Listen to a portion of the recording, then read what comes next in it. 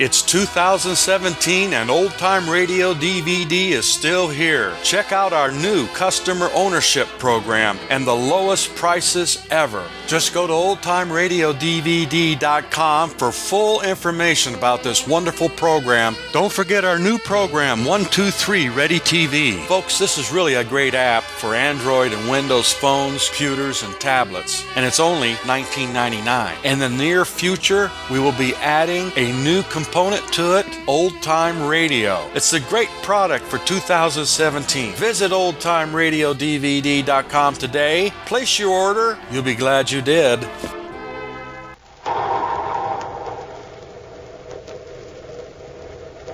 Rice Chex and Wheat Chex, the bite-sized cereals in the red and white checkerboard packages, present Space Patrol!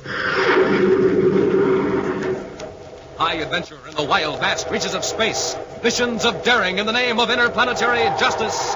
Travel into the future with Buzz Corey, Commander-in-Chief of the Space Patrol! In today's transcribed Space Patrol adventure, Buzz and Happy are in a surface car speeding down a highway toward Lowell City on the planet Mars. It looks like we're going to make it, Commander. If anyone was going to stop us, they've lost their... Commander, look! I see it, Hap. It's an atmosphere ship. It's swooping down right on top of us. The Cobra gang. And there's no way we can fight them off. I wonder what they're waiting for. If that ship's armed, they're close enough to blast us to pieces. Uh-oh. What's that? It's a magnetic holding field. Smoking rockets are picking up the car. We're helpless. If they cut that field, we'll crash. We'll return in just a moment with today's exciting Space Patrol adventure, the Zero Ray.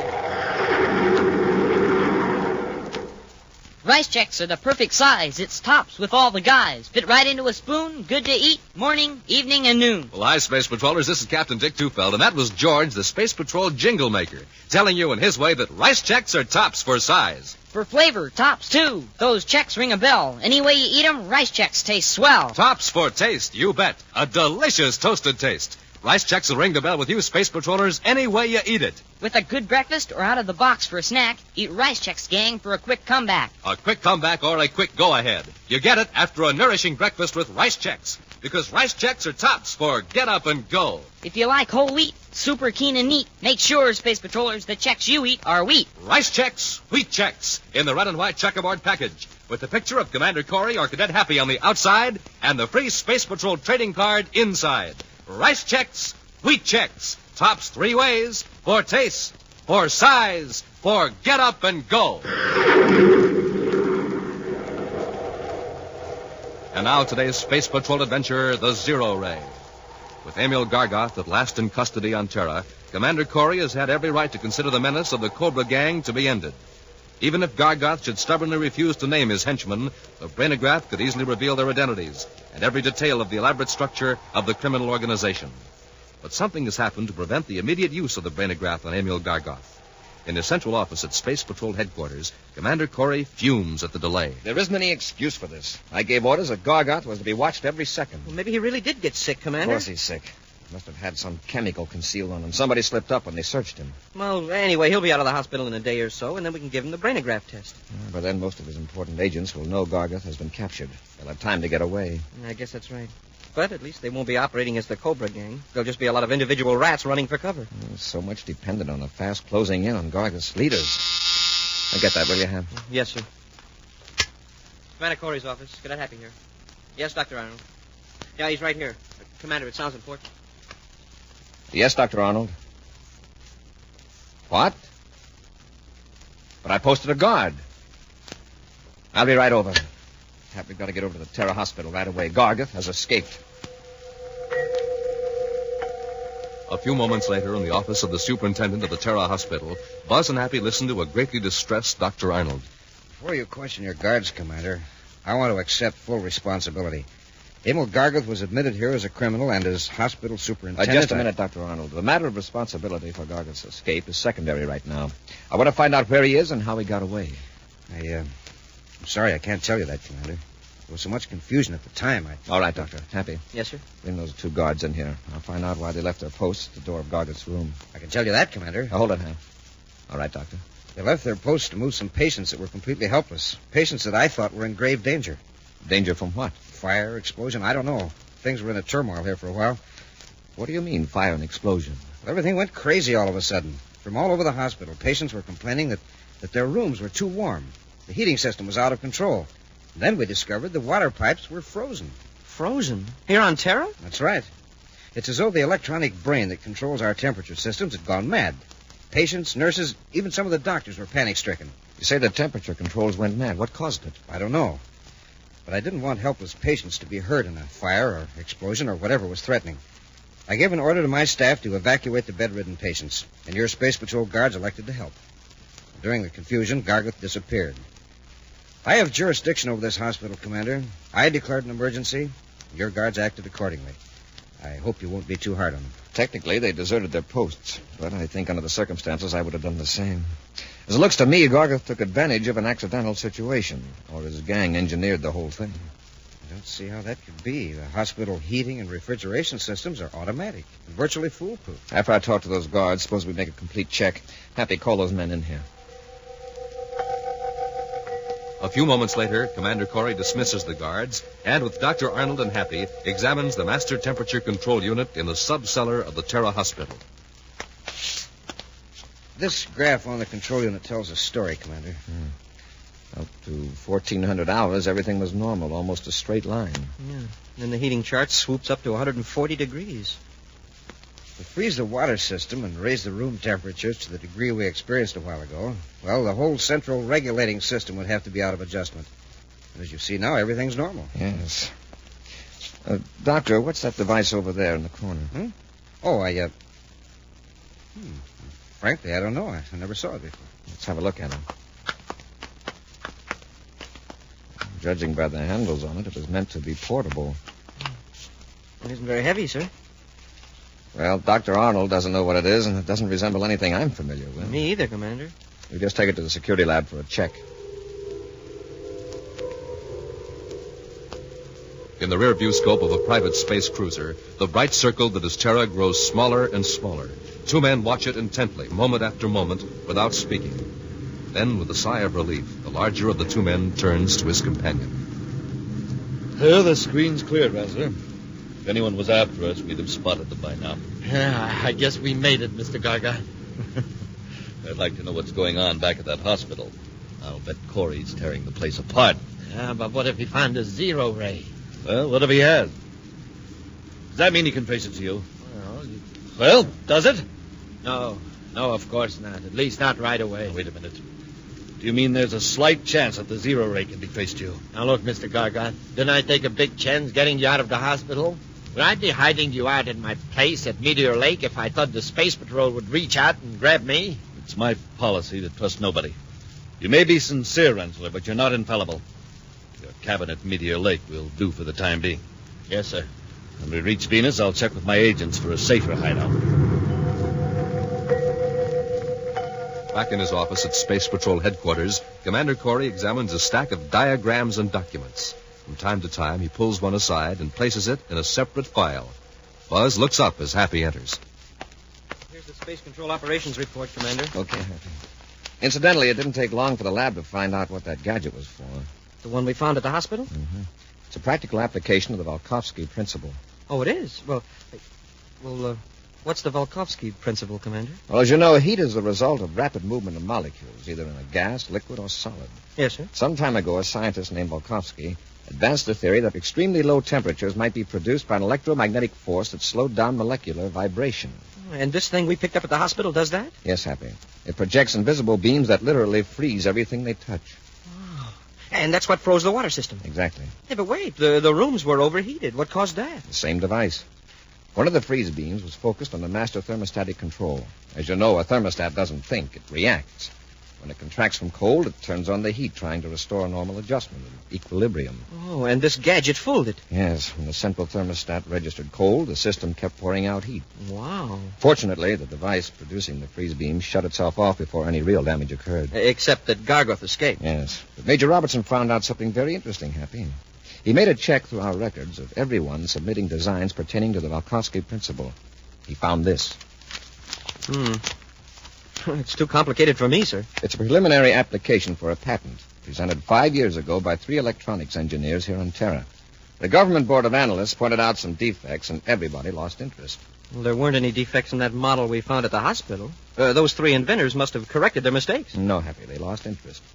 The man who drew up their designs seems to have continued independently. The designs were drawn up by Ulrich Renzler. See, his name is on this drawing. Mm-hmm. Robbie's positive that the physical work done on the freeze beam device is that of Ulrich Renzler. It matches that of the models of other types of inventions submitted for inspection. Oh, then Renzler is working with the Cobra Gang. Either that or the Cobra Gang stole the model from Renzler and planted it in the hospital. Renzler. Hey, wait a minute. That operations report I just handed you. Could I see it a moment, sir? Here it is, huh? I know I saw that name here somewhere. For the past year, Renzler has been living on Venus by Meteor Lake, supposedly on royalties from his inventions. Here, sir, I found it.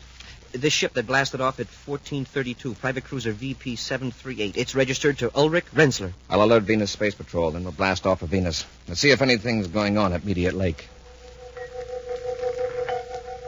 Several hours later, the Terra 5 roars high over the cloudy surface of Venus, spiraling around the Meteor Lake region 300 miles west of Venus City. Carefully, Cadet Happy adjusts the infrared viewscope scanner. I can make out a construction of some kind, Commander. It seems to be on a slight rise of ground a few yards from the lake shore. That's Renzler's cabin. Uh-oh. And there's a spaceship. It's set down in a clearing just south of the cabin. It looks like the class and type of cruiser registered to Renzler. See if you can find a place where we can land without being seen or heard from the cabin. That's going to be tough, sir. Unless we want to hike through the hills several miles. Let me take a look at that screen. That is going to be a problem.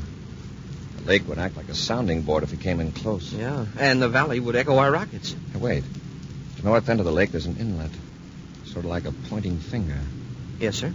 That inlet is shielded from the cabin side of the lake by this curved ridge. A low gliding approach from the north might do the trick. We'd have to land on the other side of the inlet, but that ridge might dampen the sound. Yeah.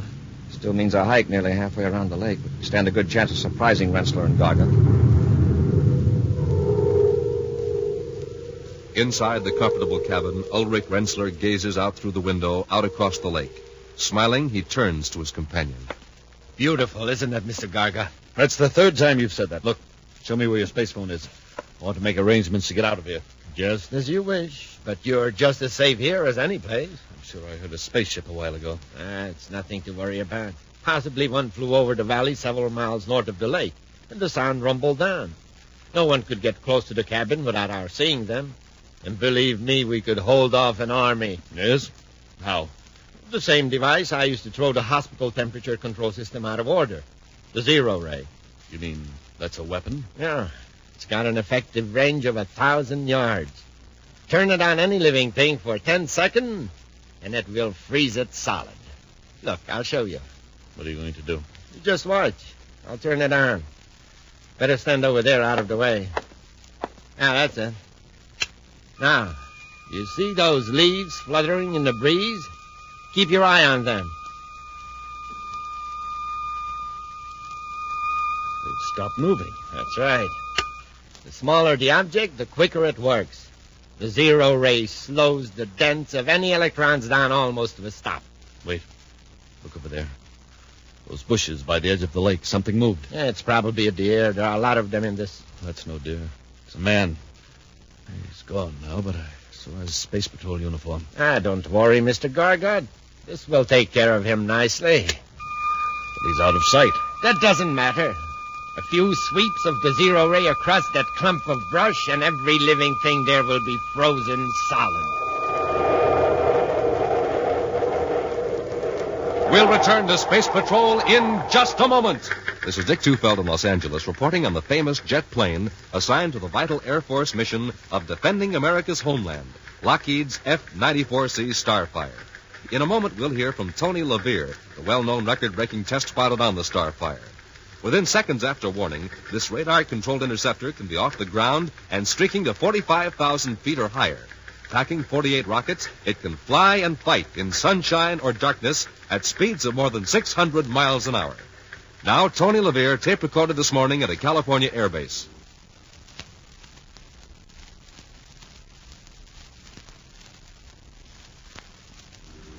You know, good health is important to a test pilot, and I have to stay in top condition. I get lots of rest and eat plenty of good food. That's why I like a good cereal for breakfast, like Rice Chex or Wheat Chex. They have real energy and they taste swell. Why don't you try them? make sure you keep yourself ready for action, the way Tony LeVere and lots of other famous test pilots do. Eat Rice Chex or Wheat Chex every morning. The cereals that are tops 3 ways. Tops for taste, for size, for real get up and go. That's Chex, wheat or rice. And remember, they're tops with America's top pilots. And now back to today's Space Patrol adventure, the Zero Ray. Emil Gargoth, leader of the Cobra Gang, escaped from the Terra Hospital with the aid of Ulrich Rensler. And now the 2 men are hiding in Rensler's cabin at Meteor Lake on the planet Venus. Hoping to take the 2 criminals by surprise, Buzz and Happy are cautiously making their way through the brush along the lake shore, unaware that they've been observed. From the cabin, Rensler is sweeping the deadly zero-ray beam over the vegetation, planning to freeze the 2 space patrollers literally in their tracks. Something happened. I could do with the rest. This heat is really something. Yeah. Look at these leaves and branches. What about them, sir? A moment ago they were swaying in the breeze. Now they're rigid. Yet the breeze is still blowing. Uh-huh. It's rippling the water on the lake. Hey, look out, Happy! Commander, if you hadn't warned me, that limb would have hit me. Happy, look at these leaves and twigs. Smoking rockets, they shattered, just like glass. And feel the limb. Cold. Cold as ice. Yes. In the tropical weather of Venus. This is a perfectly healthy branch. Now, why would it break off in a little breeze? Because it's brittle. Hap, look over there to your right. See how those leaves suddenly stop fluttering? Yeah. It's as though something were passing over them and freezing them. Hap, quickly. Under the bank and jump off into the water. Hurry.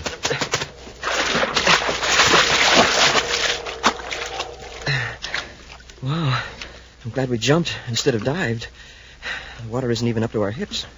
Rensler and Gargoth have one of those freeze beam machines at the cabin. Then they've seen us. Probably. They aren't sure exactly where we are, or they wouldn't be swinging the beam around like that. I hope that bank is high enough to shield us. It is. The beam is right over our heads now. How can you tell? That branch just above us suddenly stopped moving. Well, look, sir. The tree on the left is still moving.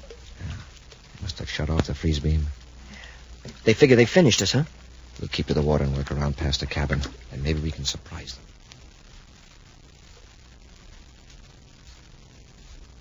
See? There's not a sign of them. They're somewhere in that brush, rigid as statues. Let's go and find them. No. We're getting out of here right now. What for? Nobody will bother us now. Are you crazy? How do we know that a whole fleet of Space Patrol ships won't be landing here any minute? Yeah, maybe you're right. But I still don't think Mars is such a good place. You operated from there for a while. I operated from Lowell City. This place I've got in mind is a way off from everything. Yeah, you showed me on the map. All right, Mr. Gargon, I'll load the zero-ray equipment in the ship. So Leave it here. I don't want to take time to bother with it. Let's get out of here while we've got a chance.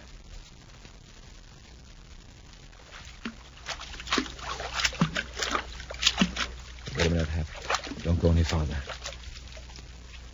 I can see the roof of the cabin now. Got to be careful not let Gargoth and Rensler see us. It's going to be rough, passing the front of the cabin. The bank isn't very high, and there's no vegetation. Smoking rockets! There's a spaceship blasting off. Oh, they got away. I guess they knew that we dodged the freeze ray. Not necessarily. See, they're nearly out of sight already. And it'll take us at least an hour to get back to our ship. Let's go to the cabin instead. The spaceophone Venus City to alert patrol ships to look for Rensler's cruiser. I hope they haven't smashed their spaceophone transmitter. Now, come on, Hap. Keep under cover as much as possible. For all we know, somebody may still be at the cabin. Cautiously, Buzz and Happy work their way toward the cabin, then softly approach the door, which stands wide open. Maybe somebody's in there after all. The door's open. Well, I've got to come out in the open now. Come on. I'll go in first.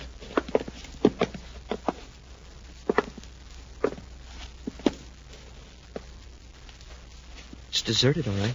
Yes, it has all the signs of a hasty departure. Yeah, they didn't even take time to pack. Look at all the stuff here.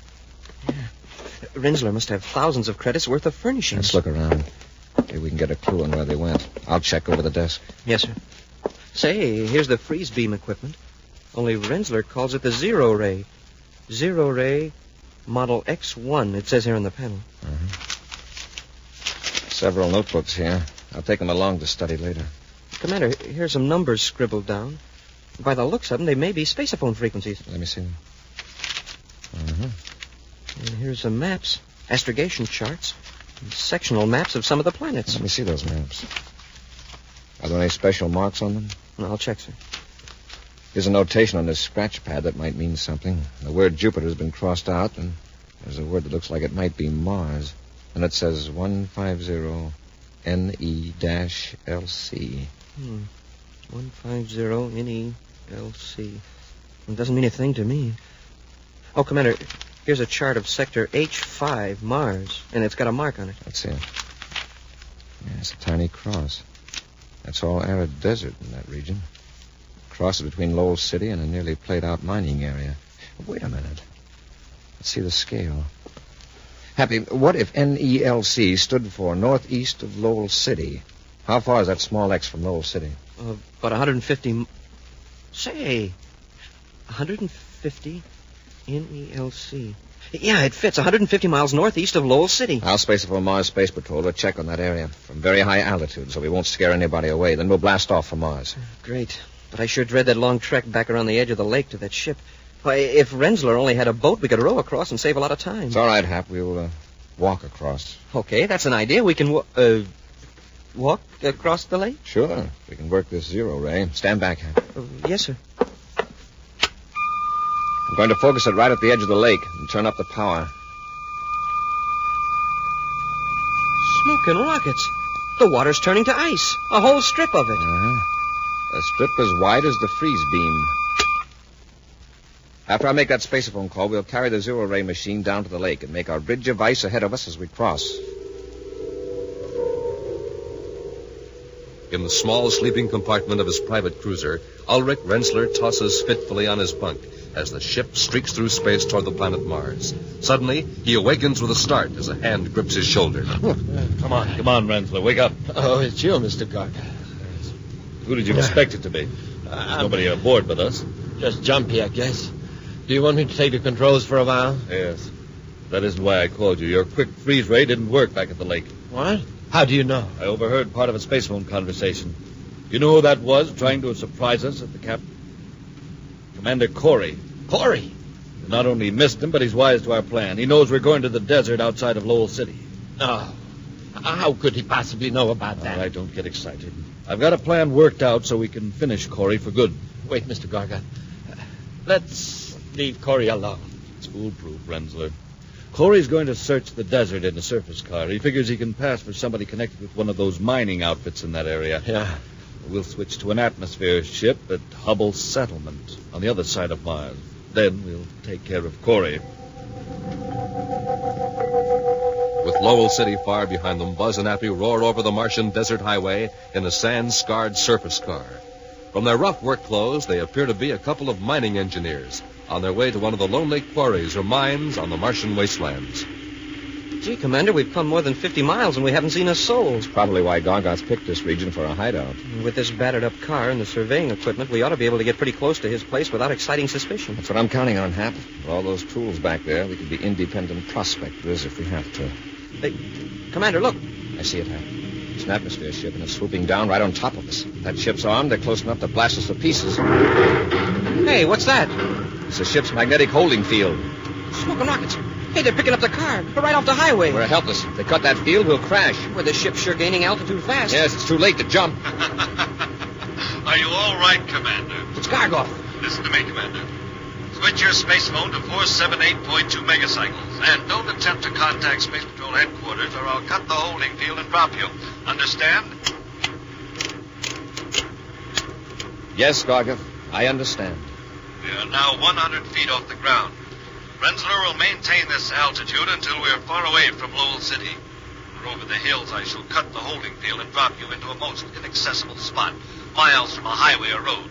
Chances are the wreckage will never be found. Just how do you think you're going to get off of Mars? Every spaceport is being watched, and this is only an atmosphere ship. I have a spaceship ready, and it's miles from a spaceport, Commander. Now, if you'll excuse me, Corey, I'll keep a sharp lookout for Space Patrol ships. What a fix. Not a patrol ship in sight. No. Sure that space phone switch is at the off position, Hap. I don't want Gargoth to hear us. Believe me, there are a few things I want him to hear. Gotta work fast, Happy. What can we do? We're suspended under the belly of a ship 100 feet off the ground, and Gargoth will probably take us higher before he drops us. Hap, reach back in that tool chest. Yes, sir. There's an atomo torch there? Oh, yes, sir. Good. Now listen, right above us in Gargoth's ship is a small cargo bay. Now get busy with that cutting torch.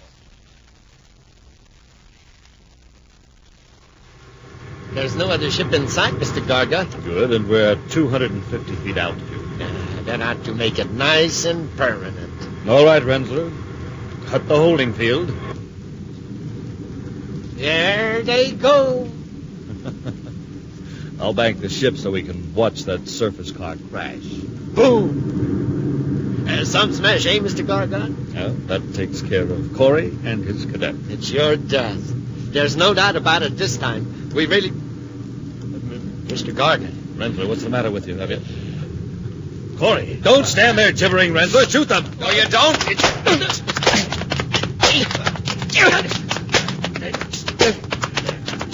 Hey, Commander, the controls. Gargoth's trying to crash us. We're driving straight for a hill. Hold Rensler, Hap. Okay, Gargoth, I'll take over.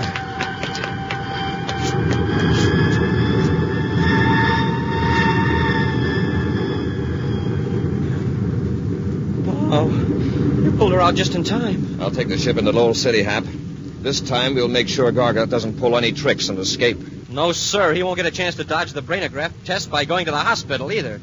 Yeah, Gargoth, you're going to the brainograph with a clear head if I have to knock you cold. An action preview of next week's exciting Space Patrol adventure in just a moment. Space Patrollers, you all know what sound effects are. You hear them all the time on your radios. But listen to these musical sound effects and see if you can guess what we're doing with Rice Chex and Wheat Chex.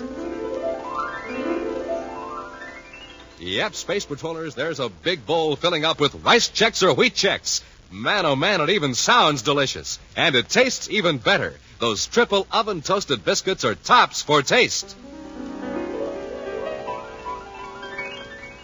Now we're pouring on the cream. Listen, you can almost hear those crisp, crunchy Chex filling up with that cream.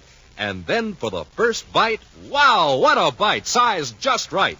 Because Chex are made in that modern bite-sized design, makes them tops for size.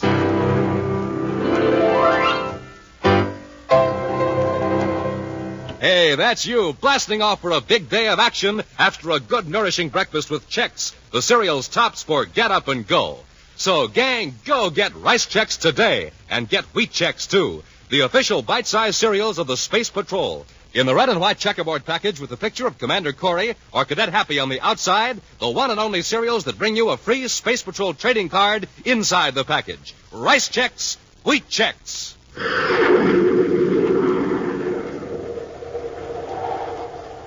Now, a preview of next week's exciting Space Patrol adventure.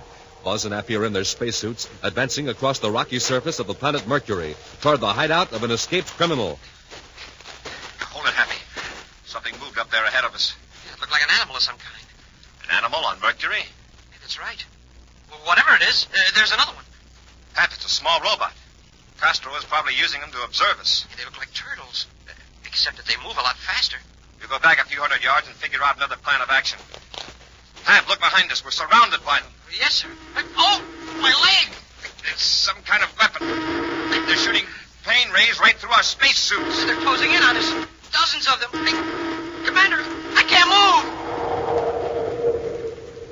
move! Be sure to join us next week for the thrilling story, The Super Brain of Volmer Castro, when Rice Chex and Wheat Chex again present Space Patrol! Space Patrol, created by Mike Moser, starring Ed Kemmer as Commander Corey and Lynn Osborne as Cadet Happy, was written by Lou Houston, produced and directed by Larry Robertson, executive producer Mike Devery. Other players were Ken Mayer, Norman Jolly, Baylor Kovach, and Stephen Robertson. Dick Tufeld speaking. Now, don't forget to tune in next Saturday and every Saturday when Rice Chex and Wheat Chex again present Space Patrol! Be sure to see another exciting Space Patrol program on your local ABC television station. Consult your local paper for time and channel. This program is broadcast to our armed forces overseas through the worldwide facilities of the Armed Forces Radio Service. Space Patrol came to you transcribed from Hollywood.